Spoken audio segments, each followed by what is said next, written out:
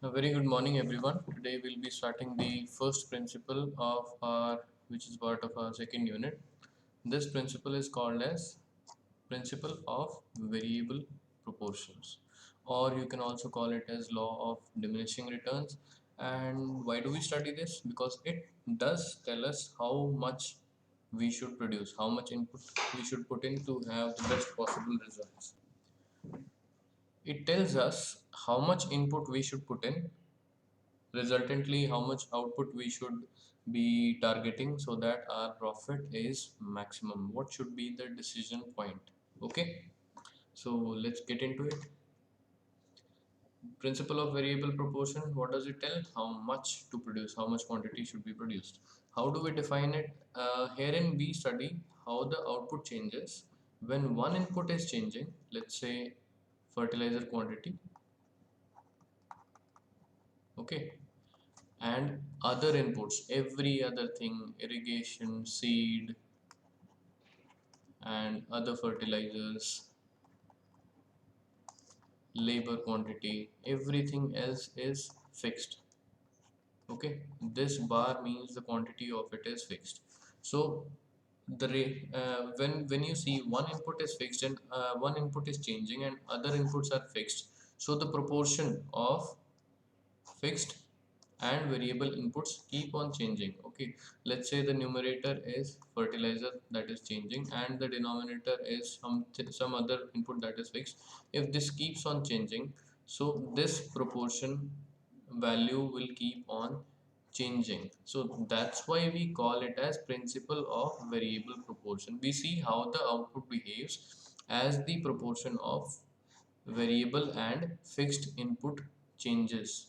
Okay, we see how the output behaves as the ratio of fixed to variable input changes. Okay, that's why it is called as law of variable proportions, and it does tell us how much to produce. What are the uses, practical uses of this law? The size of the farm we should, with the given fixed factors to get maximum profit. That means how much land we should cultivate. Let's say your supply of irrigation water is limited, that is your fixed factor. Okay, and you have a lot of land. Let's say you have a lot of land in the desert area. So how much of the land you should cultivate? Should you cultivate 1 acre, 2 acres, or 3 acre with the fixed irrigation water quantity, so that you can get maximum profit? Okay, amount of fertilizer, labor, machinery one should use to get maximum profit when other resources are fixed. You see, these are the variable resources, and because some other resources are fixed, we have to adjust the amount of these resources to get maximum profit. The level to which we should push the yield per cow, or number of cows to be reared per acre, or cows to be reared per acre. Okay, or how much we should push the yield per acre. Because if you are going to rear too many cows in a given area, so they might starve, all of them might starve, and it will not be economical for your business. Okay, how much output you should push for?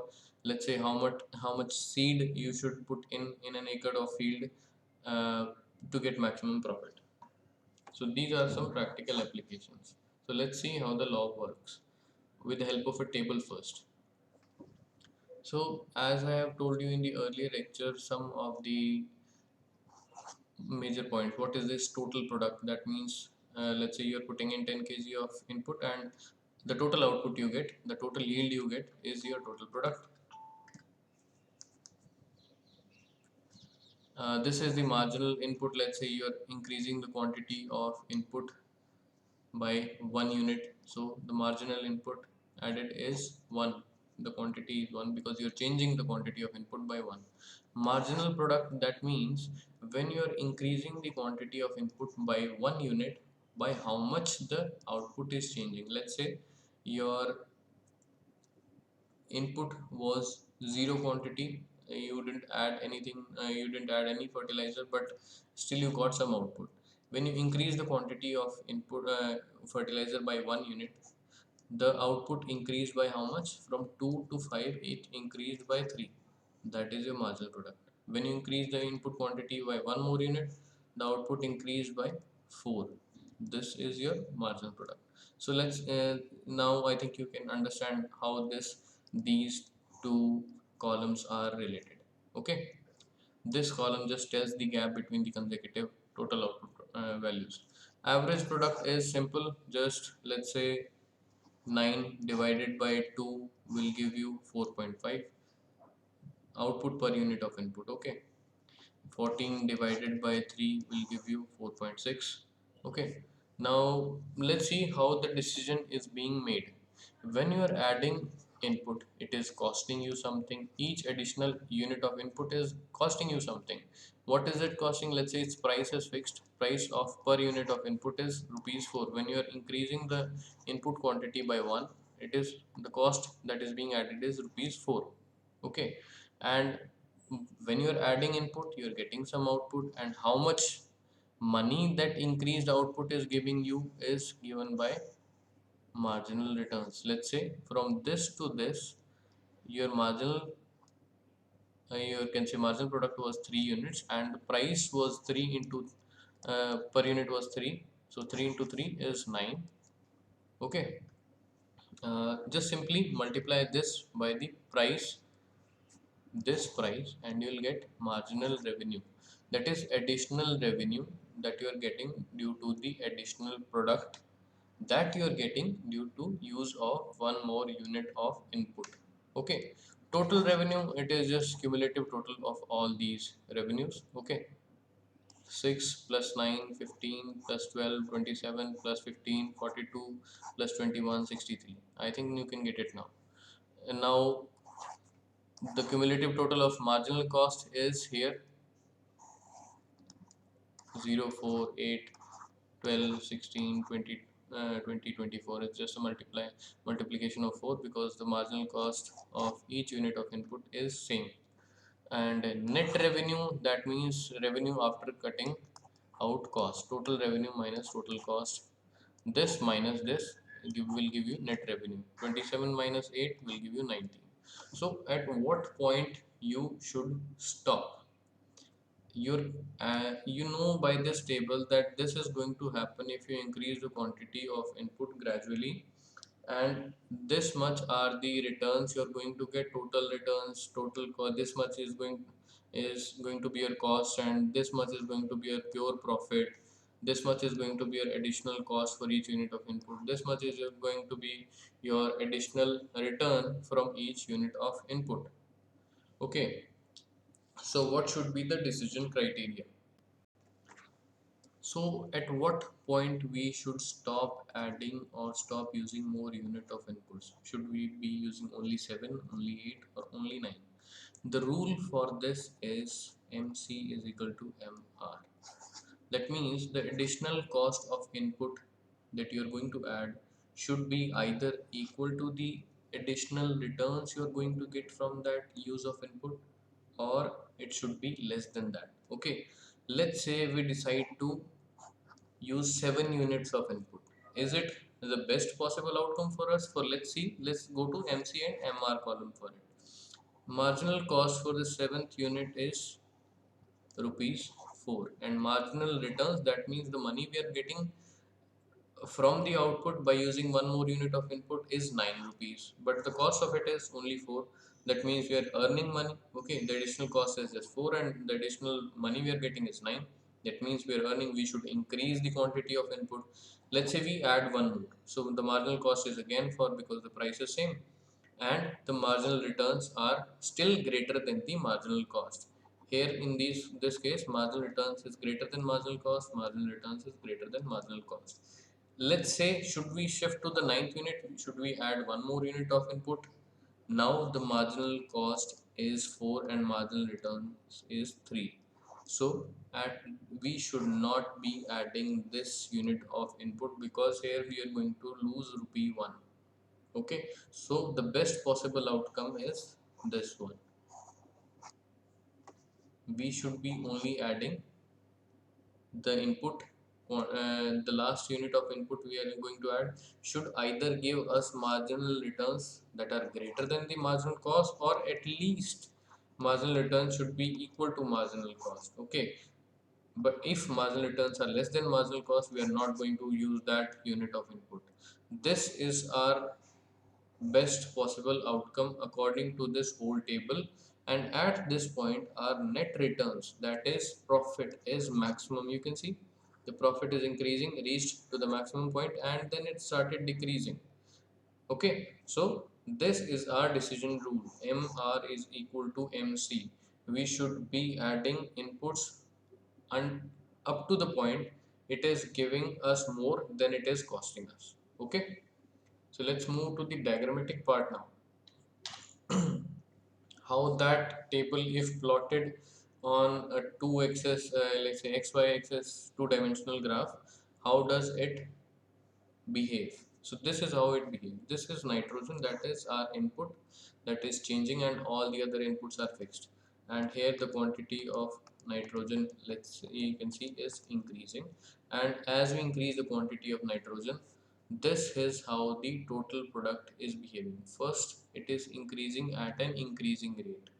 Okay, here in law of increasing returns is at work up to this point. This is called an inflection point. Inflection means a sharp bend or a change in nature of something will come at this point. After this point, this whole section shows law of decreasing returns. You can go back to the earlier lecture video and just see that this portion is very similar to the law of decreasing returns graph. And after this point,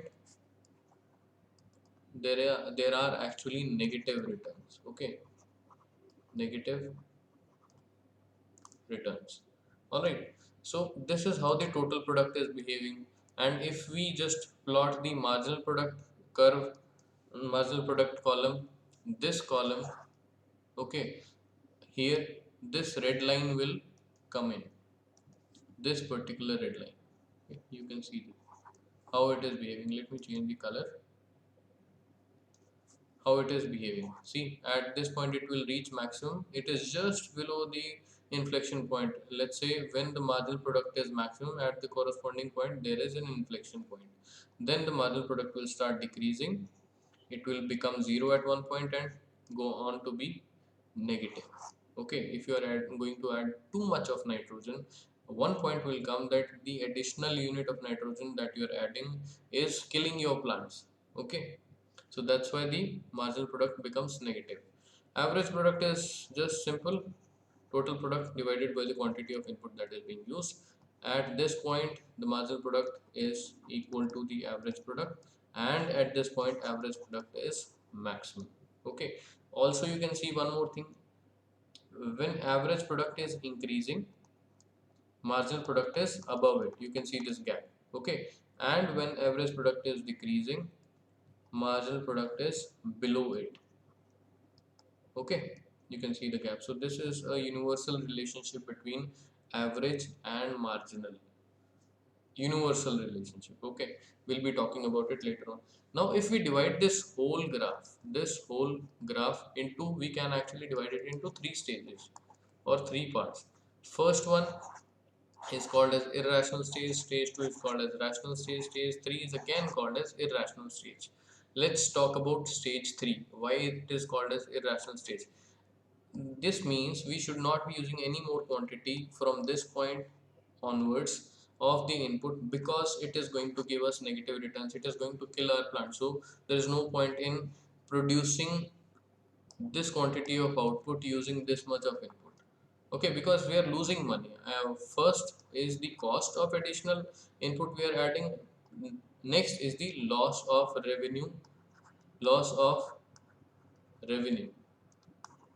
due to loss of plants. So there are two costs which we are going to bear, and it is not behavioral to keep on adding more and losing your output. So that's why it is called as irrational. That means it is not advisable to produce in this section. Okay, Why stage 1 is called as irrational? Because as you can see, if we are going to add more and more and more unit of inputs, our average product is increasing gradually up to this point. So there is no point in stopping here or stopping here. We can stop here if we want. Okay, so there is actually no point in stopping here because our average product is gradually increasing. So stage 1 is irrational because as we increase the quantity of our input, we are going to get more and more output. So there is no point in stopping here unless the quantity of input with you, unless the quantity of input is limited. If it is limited, it is limited. You cannot do anything about it. Stage 3 is irrational because one, additional cost of input, second, loss of revenue by adding more units of input. So let's come to stage 2. This is the rational stage. So this is a stage wherein a producer should, it at between these points, these quantities of inputs, he should decide his level of input use and thereby the level of output. He should decide his input use and thereby level of output. These are the point. This is the section where he is going to get maximum revenue. How he should decide? He should decide based on the prices of inputs, prices of output, and also the margin, you can say, marginal product he is going to get. Okay, due to use of one more unit of input. So this should be the decision criteria based on the prices of inputs and outputs and the marginal product. He should be able to decide a point where his profit is maximum. Okay, so this stage is called as a rational stage of production. You can see these points: EP, EP1, EP0 to 10. As I've told you, elasticity of production is simply marginal product divided by average product. So let's say at this point, marginal product is greater than average product. That's why in this section, just before this point, elasticity is going to be greater than 1. At this point, as you know, marginal product is equal to average product. Therefore, elasticity of production will also be equal to 1. In this section, average product is greater than marginal product. So, elasticity of production will always be between 0 to 1. Okay. At this point, as marginal product is 0, the numerator is 0. Whatever be the quantity of average product, it is going to be 0. Below this, the elasticity is going to be negative because marginal product is negative. Average product is never going to be negative. Okay, once you get something positive, average product will never be negative. So now you know why we should be functioning in the rational stage. Okay, because first one is irrational. There is no point in producing there unless you have limited quantity of input. Stage third is irrational because of cost and loss of revenue. Stage 2 is rational based on the prices of inputs and outputs and the marginal product. You can decide at which point you should actually stop to get maximum net revenue or maximum profit. There is one more point: when the marginal product is 0, total product is going to be maximum. Just remember this graph and you can always answer all these things, all these questions. Okay, now let's move to the mathematical part now.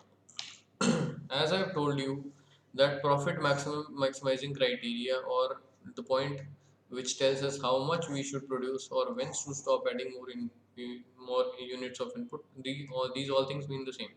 We should stop when marginal cost is equal to marginal revenue. Marginal cost can be written as additional cost of using one more unit of input.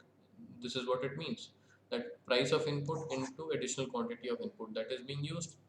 Marginal revenue, that means additional revenue we are going to get out of the additional product, that is prices of the product into the change in output. So this is how we can write. And if we just realign it, what we get is delta y by delta x is equal to px by py. This is also how we can write this profit maximizing criteria. That means the ratio of marginal products should be equal to price ratio of inputs and output. Okay, so the best level of production is, let's say Let's just ask more questions related to it. If the cost of last input added is less than the money we get from the output, that is marginal returns are less than, can say, greater than marginal cost, should we be producing more output? Definitely we should be producing more output, so we should increase the use of inputs and thereby increase our output. So now the second situation, marginal cost is greater than marginal revenue, so should we be using that unit of input? No, definitely not, because it is costing us money, we are not making anything out of it. We should be decreasing our input use and thereby decreasing our output. Okay, we should reduce our output. When the cost of last input added is equal to marginal returns, should we stop at that point? Definitely we should stop at this point. Okay, this is the decision criteria. So I think it is very clear now why this law is being studied, and why is it important to study this thing, because this law mathematically tells us how much of input should be used. So this law is essentially the basis, or can say this law gives us the decision criteria for making recommendations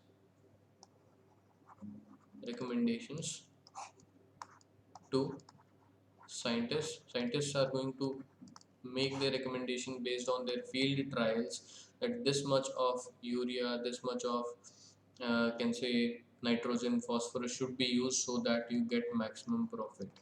Yeah, I think you must be remembering that 60 20 20 is the NPK amount of wheat per acre. Okay, 60 20 20 kg per acre. So this is being decided based on this rule, this law of variable proportions. Okay, so this will be all for this particular principle of farm management. In the next unit we'll be studying two more: principle of substitution between inputs and principle of substitution between outputs, so that they can also be compared among themselves. So I'll be making one lecture for them only. Okay, uh, the suggested readings will be told in the end of unit 2. So I hope this was interesting enough. Thank you very much. We'll see you later.